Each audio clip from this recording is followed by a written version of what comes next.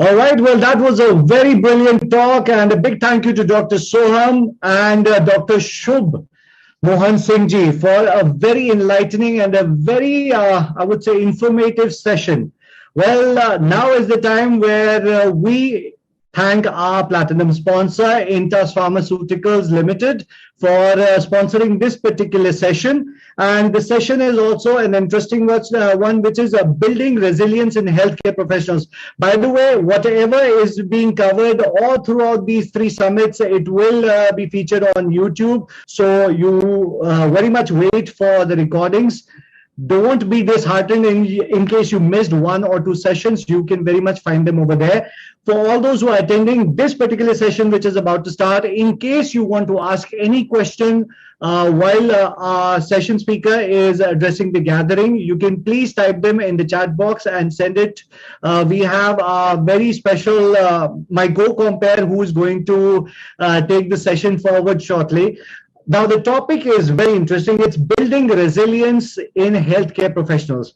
So now, I'm not a doctor, I'm not a professor, but I have been anchoring since the past 20 years, and my wordplay is my bread and butter. Now, when I say wordplay, I tend to understand each and every aspect of why the word formed itself. एक शब्द का जन्म क्यों हुआ, और resilience एक ऐसा word है which has a lot of weight and it has a lot of meaning. It is basically the power to bounce back, you know, and it's the capacity to recover quickly from difficulties and from toughness, especially where we are actually facing all of this, be it in terms of family, friends, losses, quite a few things happening. So resilience क्या हुआ? Resilience, अगर आप एक word देखेंगे, it's res I lens. ठीक है, raise eye lens. अब raise में एक अलग किस्म का bifurcation है. Res also goes as the residue that I lens. When you see the residue of egos, of difficult situations that you are seeing, what needs to come? First and foremost, you don't surrender, but you accept the situation. Once you accept the situation that these are my surroundings and this is the area that I have to basically wrestle through or wriggle through, whatever may be fit, then you start applying your strategy. Then resilience becomes res as in resource I lens.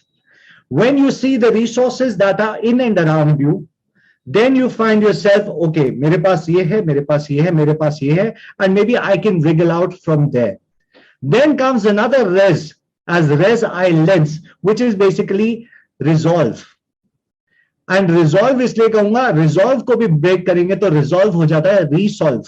So आपको जो लग रहा है कि solution already solved था, वो नहीं है. So once you resolve it by being aware of the continuous changes, because the only thing that is constant in this world, in this life, in this divinity is nothing but change itself. So changes will come, maybe positive or negative. But आपके अंदर का जो एकाग्रता है, जो oneness है, that you need not change. If you need to change it, then you better transform it. Transform it by becoming more and more positive to heal yourself and all those who need the healing in and around. Because there's an act of compassion that comes. और compassion कैसे आ सकती है? When you are self-compassionate. और end में it becomes reinstate I lens, where you create a state of your own ruling, where you can lens everything. With that being said, ladies and gentlemen, these were just my takes from a layman's perspective as to what resilience is, because each and every one of us truly needs it. और ऐसा नहीं है कि हम इसके we are not equipped for it. It's not the case. We are all very much equipped for it. It's just that we need a nudge. Sometimes we need that awareness that, listen, you can do it. So we help each other out to help each other.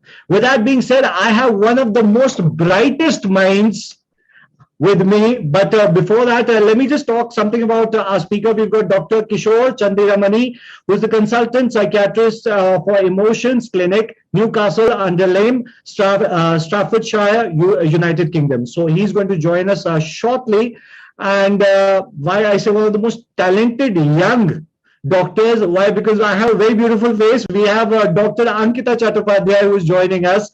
Welcome. She is the Senior Resident Academic DM Addiction Psychiatry, AIMS, New Delhi. And Ankita ji, you will take over now. Now my job is done. You take over the resiliency, and over to you. Thank you, Anirudhji.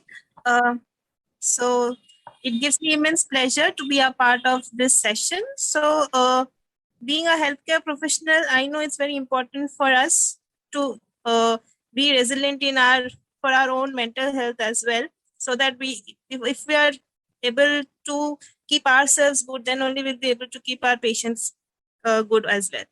So for this session on building resilience in healthcare professionals, we'll be having a speaker, Dr. Kishore Chandiramani, who is a psychiatrist for more than 30 years, including more than 15 years in the field of academic psychiatry. He's currently working as a consultant psychiatrist in Newfield Health at North Staffordshire Hospital, and as a second opinion appointed doctor for the Care Quality Commission. Then Sir has served in various capacities of lecturer, senior lecturer, assistant professor, and associate professor in various universities across several countries.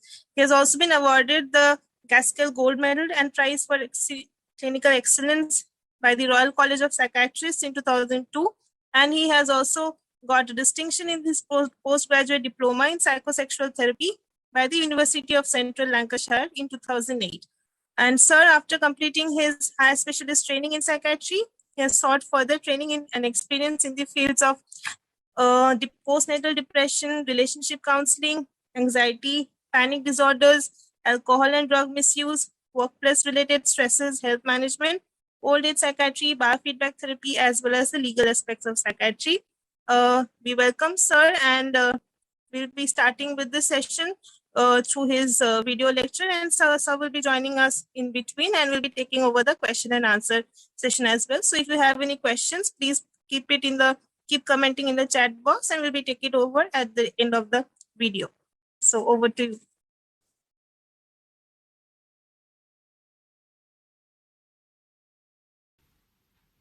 My name is Kishore Chandiramani, and I work as a psychiatrist in Staffordshire, England. And today I'm going to talk about building resilience in healthcare professionals. Before I start, I would like to thank the organizers of this conference, especially Deepak Yadav and Aditi Rana, for giving me this opportunity to share my thoughts. I'm thinking of doing this presentation in two separate parts. First, I would like to talk about why it's important for mental health professionals or other health professionals to build resilience. And the second part will deal with how to do it. Now, first of all, what is resilience? The dictionary definition of resilience is adapting well to any adversity, trauma, or tragedy. So it looks akin to stress and stress management. But there is a slight difference here. Stress has been defined as the gap between the demands placed on us and our abilities to cope with them. So if the demands are high and abilities are low, we will experience major stress. But if the demands are low and our ability is high, then stress will be minimal.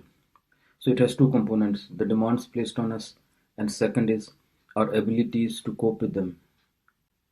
So if we are trying to manage stress, we can work at both levels. Number one, to reduce the demands, and second, to increase our coping abilities. Whereas resilience talks only about increasing our abilities to cope with the stress. It doesn't talk about environmental changes to bring the actual stress down. So in my today's talk, I'll only talk about building up one's immunity to stress and the ability to handle difficult situations. Now the next question, why is it important for health professionals to build up their immunity to stress? On the surface, it's very simple, because healthcare professionals are supposed to deal with difficult, stressful situations every day, and the clients they deal with are in acute distress. And it is quite possible that when you are dealing with clients who are in high stress situations, it can affect you as well. It's like a surgeon who goes into the operating theater and they wear a gown, or in modern terminology, PPE, personal protective equipment, to protect themselves from the infection or maybe blood. If they don't do that, their clothes will be blood stained when they come out of the operating room. In the same way, health professionals or mental health professionals, when they deal with clients in distress, then they should also wear a psychological PPE. They should build up their immunity so that the client's problems and distress doesn't affect them personally. So from this point of view, it's very important that mental health professionals and other health professionals should acquire some ability to handle stress.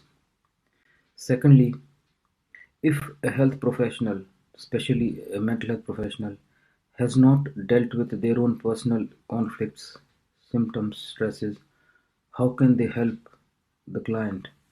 If the therapist himself is highly anxiety prone or depressed or sad, how can they help another client who has got anxiety, depression, or stress? It's like a blind man cannot lead another blind man. A lame person cannot help another lame person walk. First of all, you should have the capability to be able to resolve your own issues, your own conflicts, your own suffering. Only then you are in a position to help somebody else. One might argue that that may not be true in a number of different situations, such as a diabetic patient, a diabetic doctor can help a diabetic patient without any problems. In fact, he can be more helpful compared to somebody else who hasn't suffered from diabetes.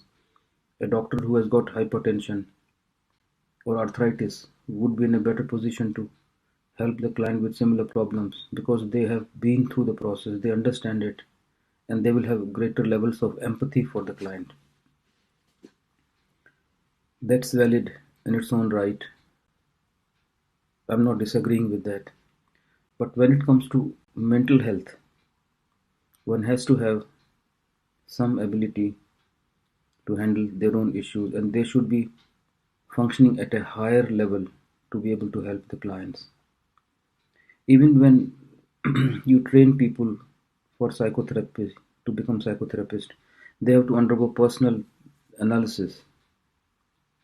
Without that, one is not in a position to help the client. Unfortunately, we find that in the curricula in modern times, this personal development element is missing, which is very important. That's why we find many of the health professionals, especially mental health professionals, are not good at breaking bad news, helping clients with their anxieties, discussing prognosis of the condition, or supporting them through their difficult journey.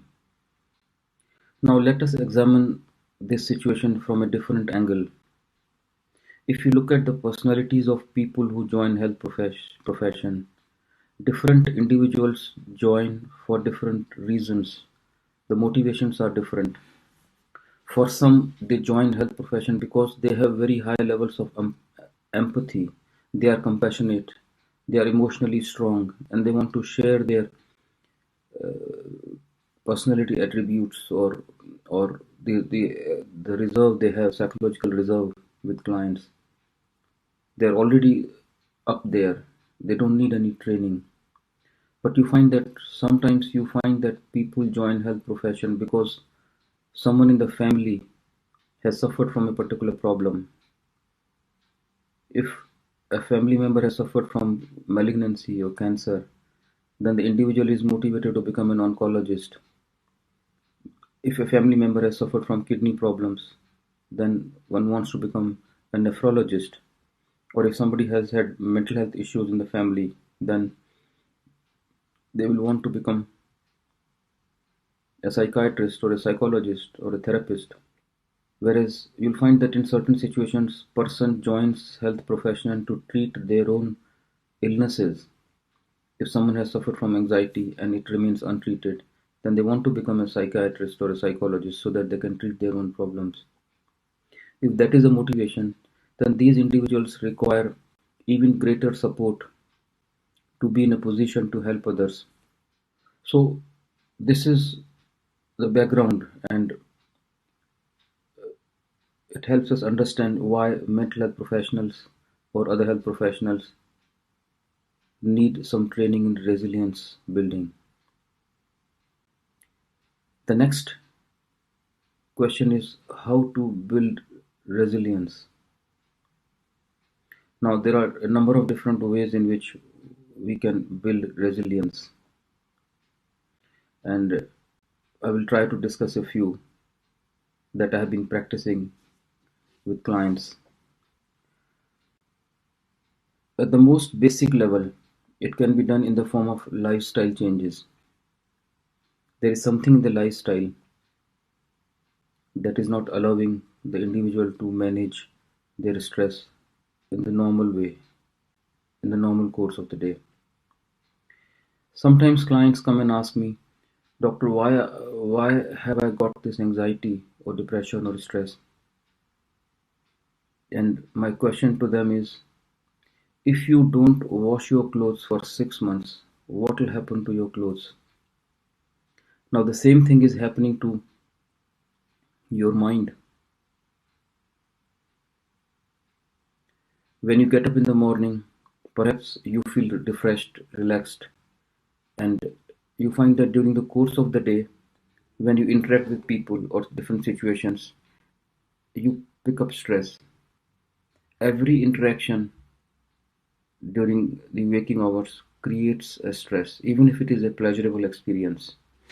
You are throwing a party, you are going to attend a party, you are traveling, you are going on a date. Every situation creates stress in your mind. So your mind is like a sponge which is attracting stress at every step. It's very much like your clothes. I'm wearing neat, clean clothes in the morning. By the end of the day, they get dirty. And I have to put them in the washing machine. And it has a cycle of an hour and a half.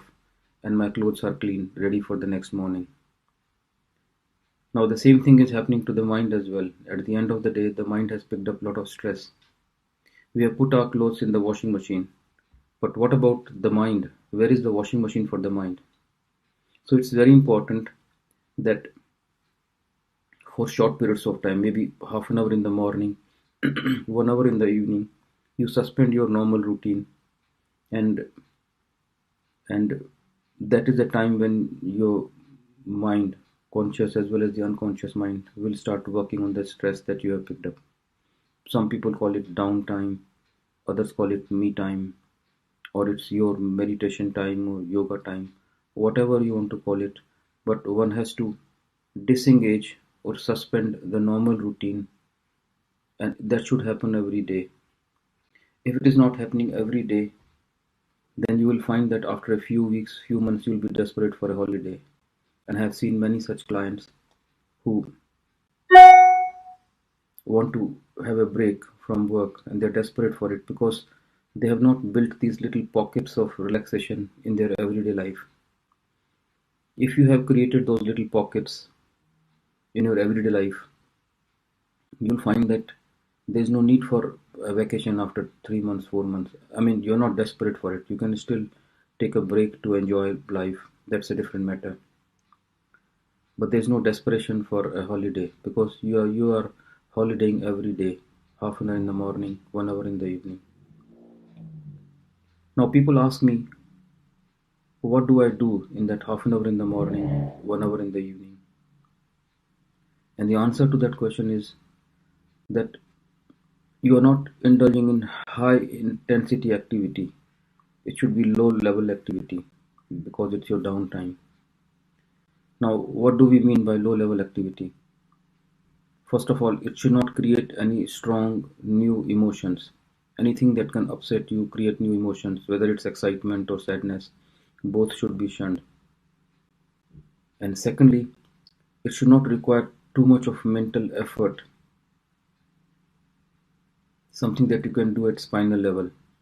Anything basic, mundane, routine activity that does not require too much thinking and too much emotions should be all right, like going for a walk, stretching exercises, going for swimming, walking, cutting vegetables, doing DIY in the house, gardening.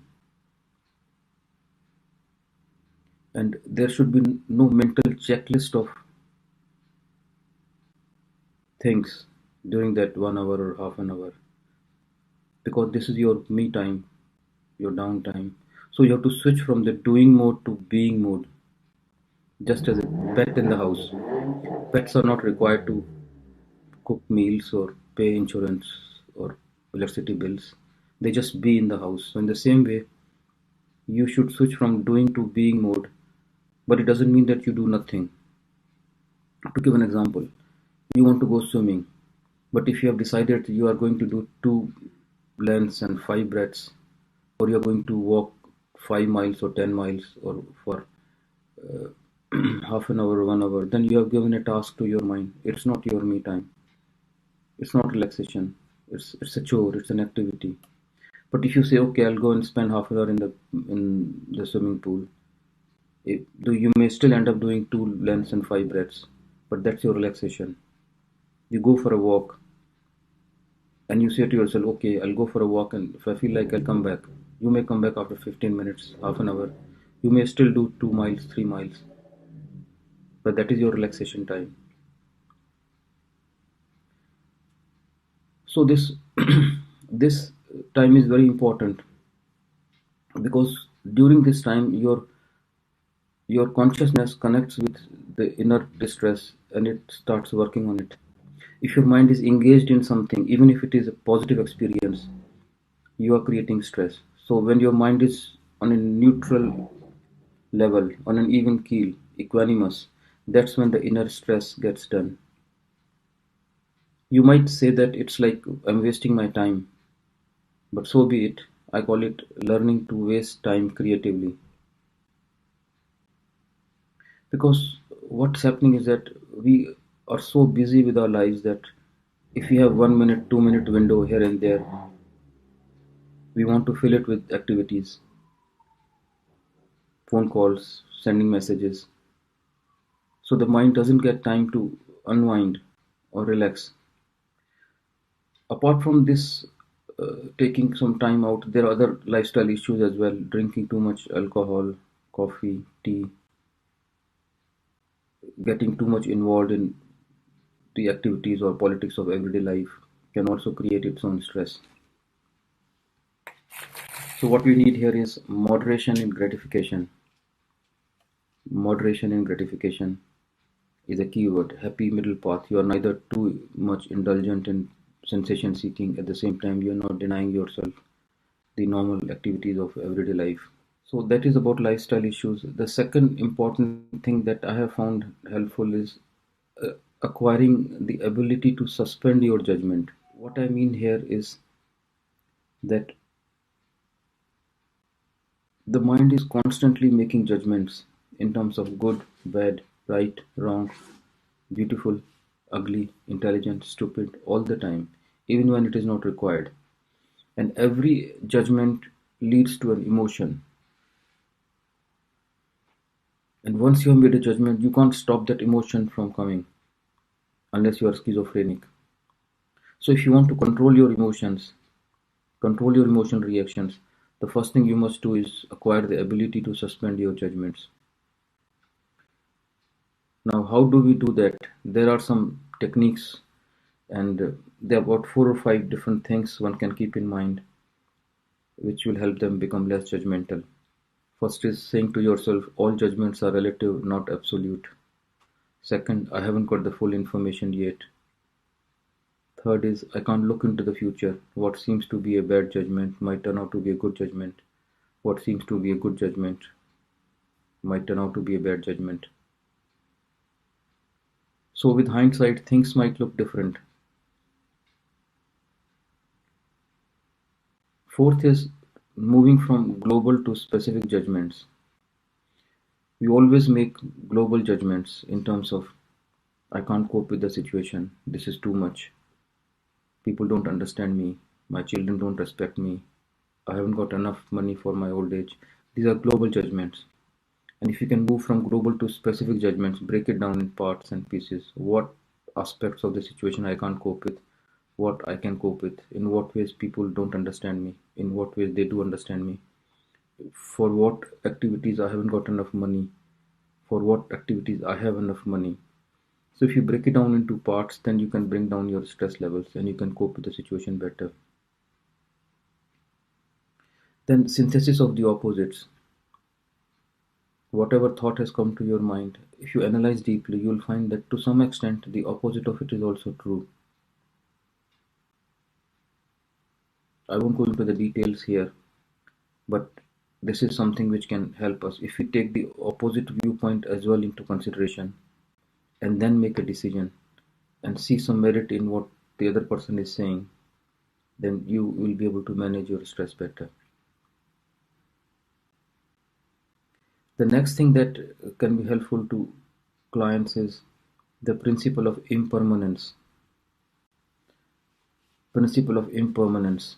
This is borrowed from Buddhist literature, where they encourage you to think of everything in terms of temporariness, that everything in this world is temporary, nothing is permanent, nothing stays forever.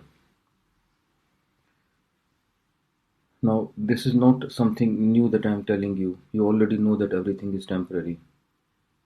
But what is important here is that I want you to keep this thought all the time in your mind. And you can apply it to everyday situation as well, good or bad. Because this is the reality, this is happening. And if we are mindful of this reality, we can handle it better. Some people come and say that, but won't it increase my stress if I think of good things coming to an end, they're temporary? And I explain to them that it's not true. Even if you are thinking about good things as temporary, just because you have thought that this is temporary, the good thing will not disappear from your life. You can appreciate it more. A part of your mind prepares itself for the eventuality when it comes to an end. So you can handle the stress better. To give an example, if you are having a pudding, a delicious pudding, and you say, this taste in my mouth is temporary. Just because you have said that the taste is temporary, the taste will not disappear from your mouth. You may still enjoy the ice cream, maybe more, knowing that it's temporary. And when the taste ends, you will not reach out for a second or third helping blindly. You may still do so, but it will be a well thought through decision, not a blind reaction. And a part of your mind is preparing itself for the eventuality when the taste will end. And when that happens, you can take it. In the same way, about relationships. If you think in terms of your relationship with people coming to an end at some stage, you'll see more meaning, you'll be more kind to people, more generous to them, more tolerant of them, more forgiving of them, and it will improve your relationship with people. And applying it to negative experiences definitely helps. If something is intolerable, unpleasant experience, you're dealing with clients, patients, and you say this experience is temporary, in a few hours I'll go home and relax. Then what is intolerable becomes tolerable. And I have found that it's a very powerful technique if you keep this thought all the time that everything is temporary in this world. It requires a little bit of adjusting. In the short term, you may feel a bit stressed, but once you overcome that stress, you become immune to it in future. The other thing that I find helpful is non-identification, which basically means that you don't even identify with the thoughts that are coming to your mind. You have a choice there. Just because a thought is there in your mind does not mean that It belongs to your true personality. It is of your making. Thoughts are happening to you, and the mind is designed in such a way that it can think of anything, good or bad. Thoughts are triggered automatically in your mind without your willing, without you wanting. But then you have a choice whether you say yes to a thought or no to a thought. So the idea is that you are not questioning a thought coming to your mind. You allow all sorts of thoughts to come to your mind without identifying with them, without feeling guilty or upset about those thoughts. Let them stay, knowing that they are temporary, they are not going to last forever. And then you pick and choose. The way you use your internet, you don't attempt to wipe the internet clean of all the good and bad things. You let them stay and pick up the thought or idea or information that you like and leave the rest. In the same way, use your mind like the internet. Let things stay which you don't like. Don't try to push them out of your mind because they are temporary anyway, they are going away. So you're allowing those things to stay in your mind. This is akin to mindfulness meditation, where you are not trying to replace your existing thoughts, you're not fighting or resisting your existing thoughts, you're not trying to bring any additional new thoughts. You are simply changing your relationship to these thoughts by being more accepting of them, knowing that they are temporary, they are going to go away. There's no need to push them out of your mind. And that helps a lot with stress management. The other thing that I have found helpful is biofeedback treatment. Biofeedback treatment helps you manage stress at the physical level. Let me explain it. Say, for example, this is your body and this is your mind, and signal comes from your mind and hits your body, and you have stress symptoms. So there are two ways of dealing with it. One is you diffuse a signal at the mental level. When you say to yourself, I'm not making any judgment, I don't know whether the situation is good or bad until I have more information. You are diffusing the signal. You're not making any judgment, so there'll be no emotion. When you say everything is temporary, nothing is permanent, you're diffusing the signal. When you don't identify with a particular thought, say this is not my real self, the signal is diffused. But for some reason, signal comes and hits your body. The other approach is you make your physiology strong, so signal comes and bounces off. So that is what you do. You deal with stress at the body level. So there are two levels. One is heart and the other one is brain.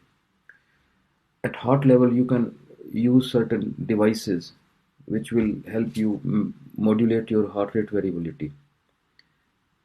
And there are some techniques by which you can increase your heart rate variability, which will provide you immunity to stress. Your heart becomes stabilized. It will stop you from having anxiety, panic attacks. This can be done by abdominal breathing as well. This can be done by breath awareness. This can be done by paced breathing. And then there are some handheld devices as well, stress eraser and things. You put your finger on it and you see your heart racing, and you sync your breathing with your heart racing, heart rate. And by doing so, you can control your heart rate as well and stabilize it. The other is at the brain level. People who have done EEG, they find that there are 4 different types of waves: alpha, delta, beta, and theta waves. And you can increase the frequency of those waves by creating artificial waves, bombarding your brain with those frequency waves. We call it brain entrainment devices. Brain entrainment devices. They're also called light and sound machines. So through light and through sound, we bombard the brain with a particular frequency, and the brain also starts producing that frequency, and that produces relaxation and tranquility. So there are lots of mobile apps and electronic devices that one can use to change brainwave pattern as well. The other thing that I have found helpful is breath awareness technique or mindfulness breathing. It's also called Anapana. Basically what it means is that you are observing your breathing just watching your breath come and go. Let me explain how it works. It's like you may have seen a child who is misbehaving, and you ask the child to stop it, sit quietly there, and you'll find that after a few minutes the child is again at it. And again you ask him to be quiet, sit there quietly. He can't do that. The reason being, he's full of energy, he's excited, he has to do something. If you really want him to stop the mischief, what will you do? You'll say to him, okay, come on, let's draw a butterfly. Let's color it. Now in trying to color the butterfly, he has to drop that mischief. He can't be doing the mischief and coloring the butterfly at the same time. These are two incompatible activities.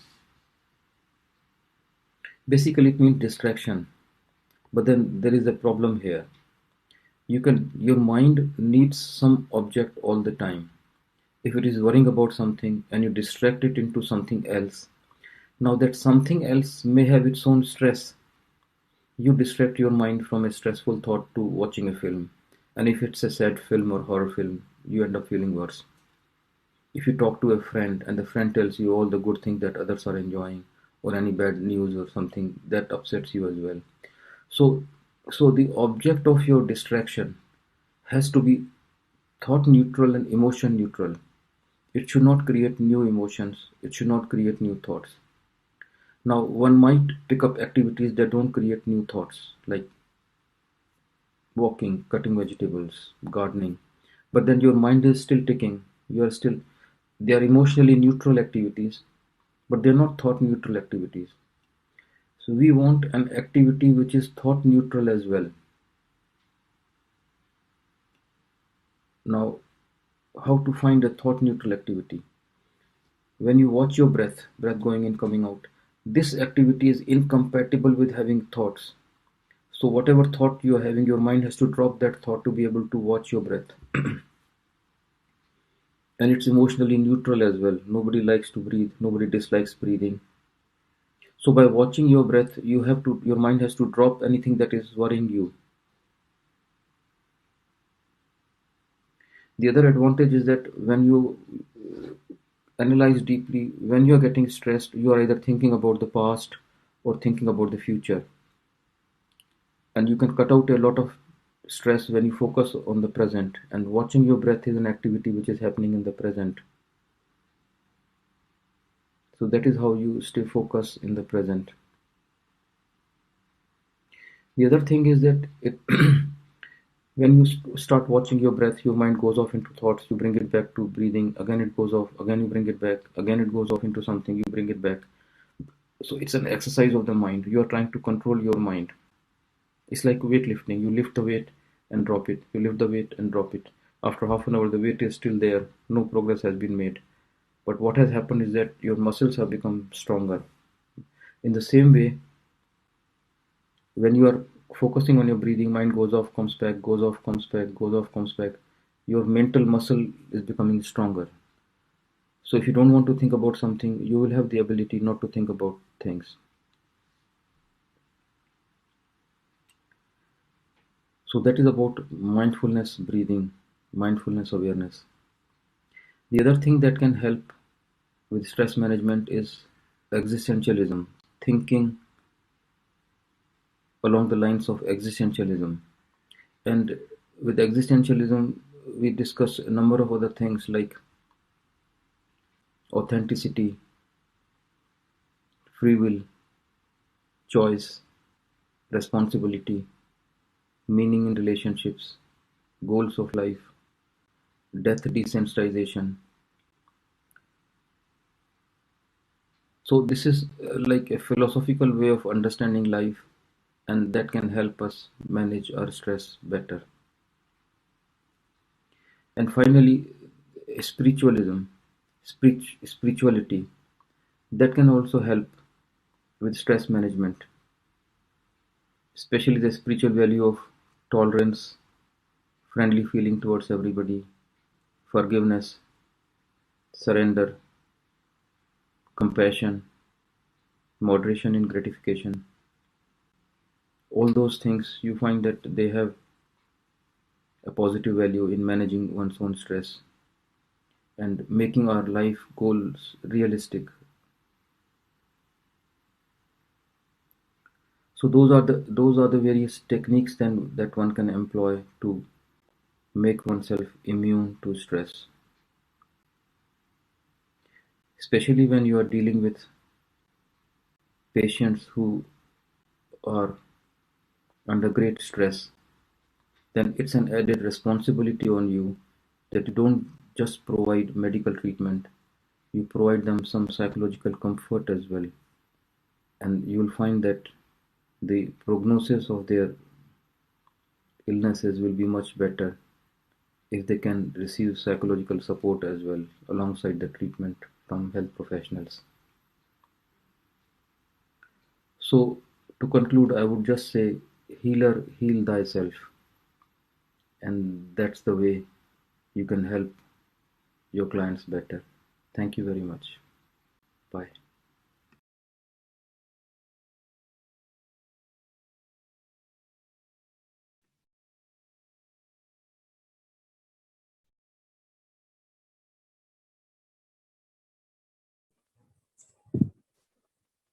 So that brings us to the end of the presentation.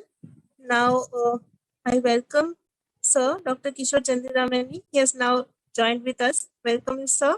Sir, thank you for the wonderful presentation, as well as giving us a practical as well as scientific knowledge about why are we and what do we expecting out of these strategies to help build resilience in healthcare professionals like us, sir. So we have a few questions in the chat box. So I'll be taking up one of the questions one by one. So the first question is by someone who is saying that some people get a rush out of welcoming adversity to overcome it. So it becomes an addiction to getting high on resilience. So how to deal with that? That is the question. Thank you very much, Ankita, and for this invite as well. It's a very good question. So, in psychiatric parlance, we use the word counterphobic situation. So, you put yourself in a situation where you can confront that situation and overcome it. So, it's a good strategy. But before you do that, you make sure that you have got adequate resources, psychological resources to confront that situation.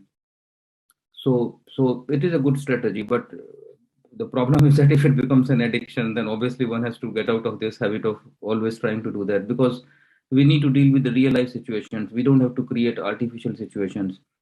So as long as we are able to deal effectively with our everyday situations, that's a goal. But for some people who go to extremes, for a particular reason, then that's fine. If somebody wants to climb Mount Everest and they're constantly, trying to climb a mountain, that's fine. But for an average normal person, I think that should suffice, that if you're able to deal with everyday normal situations. Yeah, thanks. Thank you, sir. So we have another question in which they're asking the top 3 simple ways which we can apply to get out of the situation, to build resilience. So what are Sorry, according to the top 3 ways to get out of a situation by applying resilience? which situation? Is it related to the first question? I guess so, because it is a continuous question. I mean, it's one's choice, if one is in a habit of confronting difficult situations and going for difficult situations, then it's a conscious choice. One has control over it, that one can limit those activities and, deal with normalized stress rather than going for extreme stress.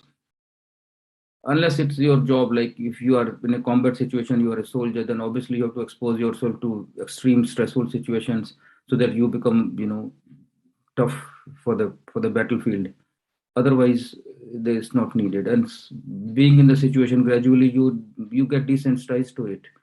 People who are, operating on patients, when they start operating for the first time, it can be stressful experience. Those who work in, funeral grounds, initially it's stressful, but once they have, cremated 100 200 people, then it's very easy for them. They get emotionally desensitized to it. So the unconscious mind gradually adapts to whatever situation you expose them to. Yes, sir. Thank you, sir. So we have another question. It's asking, why is there so much emphasis laid on breathing for de-stressing? So what is the scientific basis of that? I have partly explained in my presentation what are the scientific explanations for breathing. Because breath is closely connected with our emotions. Whenever we get emotional, the breathing, we lose our normal breath rhythm. And the first step is to be aware that we are getting emotional. A lot of the time we are angry, but we don't know that we are getting angry. We get anxious and we don't realize we are anxious. So first step is observing the fact that we are getting emotional. And breath is one of the ways in which you come to know that you are getting emotional. Secondly, observation.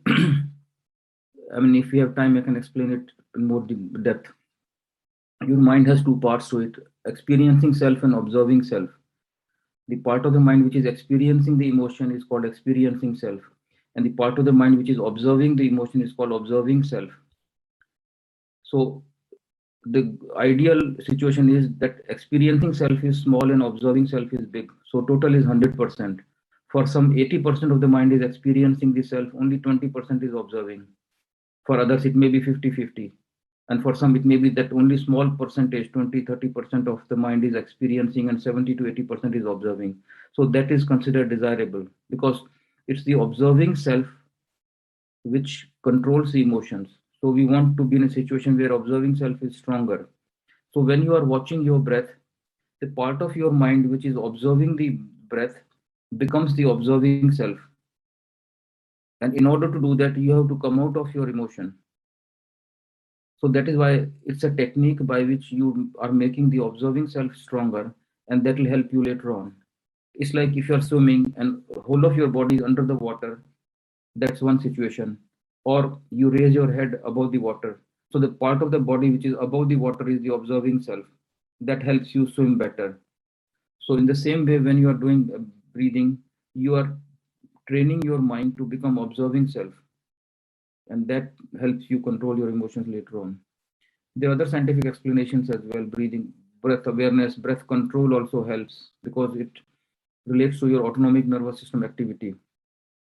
By breathing differently or by syncing your breath with your heart rhythm, you can make your sympathetic nervous system activity lower and parasympathetic nervous system activity higher.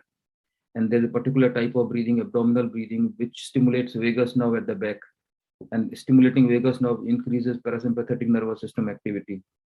So by doing so, you are stabilizing your autonomic nervous system, and that helps with your stress and anxiety levels. Okay. Thank you, sir, for explaining it so beautifully.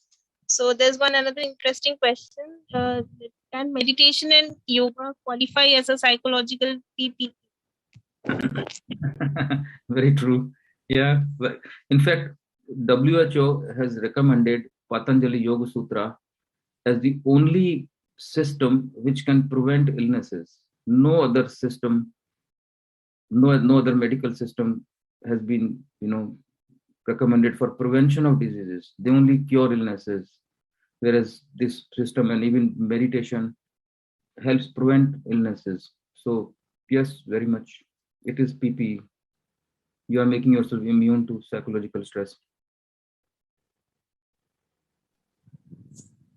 And the compassion also is like a psychological PPE. When you have compassion, love, and care for the other person, you become immune to stress. Sure, sir. Thank you, sir. So there's another question. Sir, what is your take on acceptance and commitment therapy to build resilience? Acceptance and commitment therapy is an offshoot of mindfulness meditation, and it's very effective.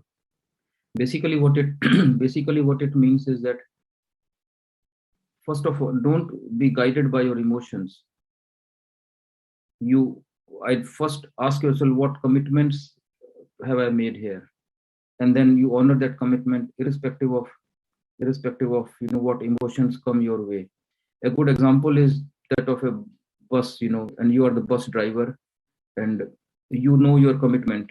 You are a bus driver, you have to reach a destination, and all the emotions and thoughts that come to your mind are like the passengers who board the bus and leave the bus. So you being a bus driver, you know your commitment that you have to reach the destination, and irrespective of who is coming on board and who is leaving the bus, you acknowledge who has come. But then at the end of the day, you're not guided by who is coming in and who is what request they are making. You don't stop the bus because somebody else is, wants to get off at a particular point. Emergency is an exception. So thoughts and emotions are like the people getting on the bus, and you acknowledge them, but then you follow the commitment that you have made. So yeah, it's gaining popularity, but the basic philosophy is that of mindfulness meditation.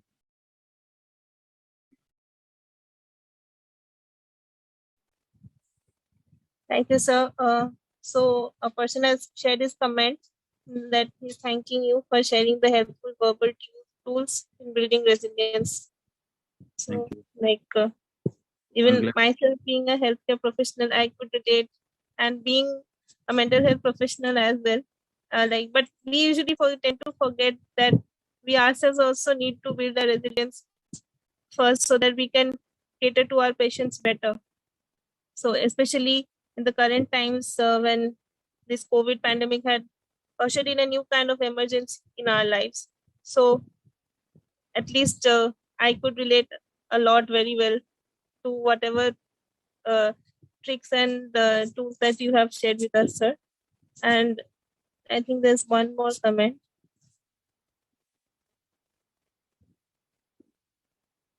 It's mentioning it was interesting to hear the term thought neutral activity in the realm of distraction. How can one pick up the skill? Yeah. Yeah, I'm pleased to know that you have found the sessions helpful. With the pandemic, the mental health problems have increased in society. Even in England, they have said that the mental health problems have increased by 40%, and the problems in health professionals have also increased. We only count the number of health professionals who have died during pandemic, but we don't count how many family members have also died. So it's not just that the health professionals have made sacrifices during pandemic, but their family members have also made sacrifices. Indirectly, they have lost lives.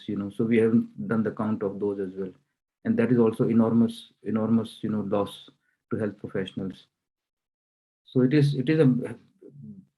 a major stress trying to handle, and you need support for health professionals as well. I think in England they have created a 24/7 helpline for health professionals.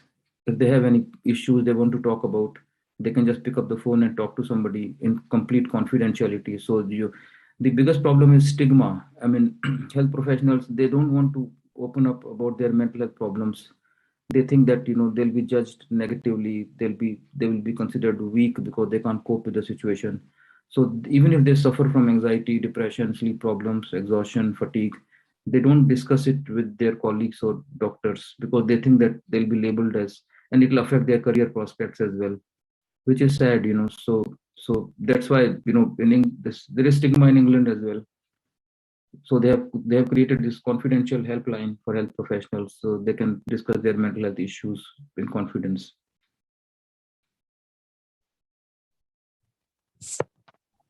Sir, thank you, sir. Thanks.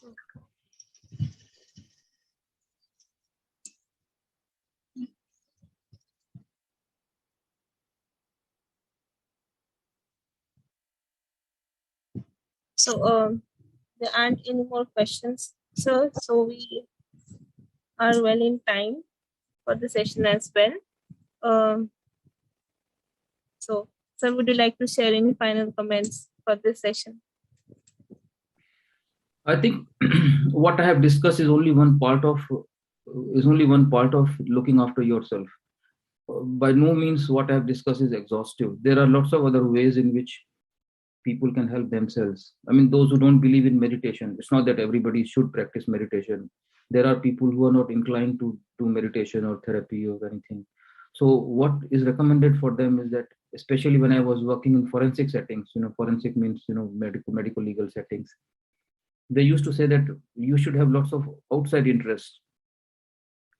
Outside interest means you should take some time out to, play golf or to take vacations, spend quality time with family, relatives, friends, develop new hobbies, interests, do some creative activity. So that otherwise what happens is that you get sucked into kind of negative emotions. And the nature of health profession is such that it's not a talking to a patient, although deeply gratifying at a deeper level. It's not a cheering experience. Somebody's talking about their health problems and anxiety and sleep problems. So it's not a cheering experience. Whereas in some other professions, you meet people when they are in their, good spirits, and it's a cheering experience for you, whether it's entertainment industry or tourism or whatever. So, but the health profession is slightly different. So here, one has to look after oneself, and be aware as to how it's impacting on your lives. Yeah.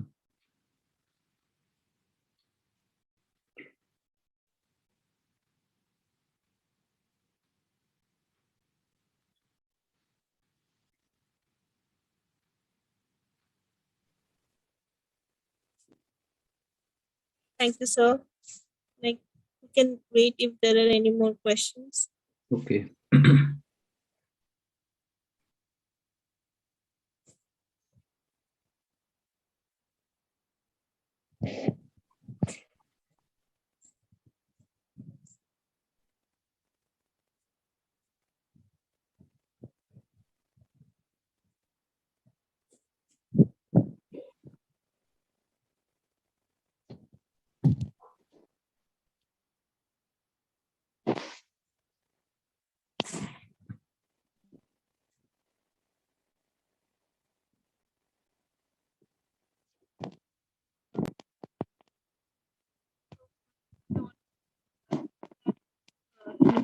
Anyone wants to learn directly from you. Sorry, you're breaking off. Can you repeat the last bit? Yes, sir. So someone is asking from the audience that if anyone wants to learn these techniques from you directly, can they contact you? I think I have posted a lot of stuff on the websites. You want to note down the websites? There are two websites: www.emotionsclinic.com. So I repeat, www.emotionsclinic.com, all one word. Second is www.undoyourstress.com. Undoyourstress, all one word.com. And you'll find that on that website there are lots of resources. There is a free copy of a digital book. You can download that book. It's entitled Emotions and Stress, How to Manage Them. And there are 6 audio sessions you can download free of charge, and 6 video sessions you can download free of charge. So there's lots of resources there, and there are some blogs and articles, and you can read. But there is a phone number as well, and email address there on the website. Feel free to contact me if you need to contact for anything. Thank you, sir. Thank you for the wonderful presentation, sir. And I myself also found it very enlightening. Thank you, sir. So we hope to get in touch in further sessions as well in the future, sir. Bye-bye. Thank you. Bye.